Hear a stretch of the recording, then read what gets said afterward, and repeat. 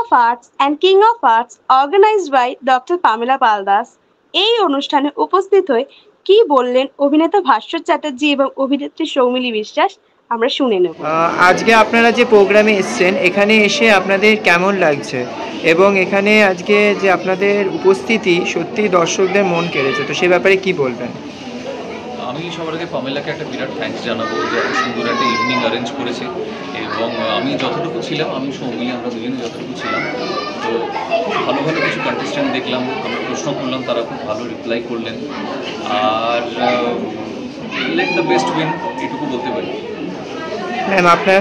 আমারও খুব ভালো লেগেছে এবং ডেফিনেটলি পামেলাকে তো থ্যাঙ্কস বলবো। আমরা দুজন একসঙ্গে যেখানেই যাই আমরা খুব এনজয় করি।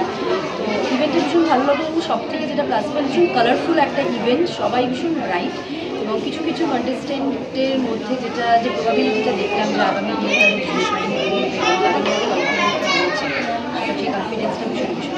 So all the best. Thank you so much ma'am, thank you.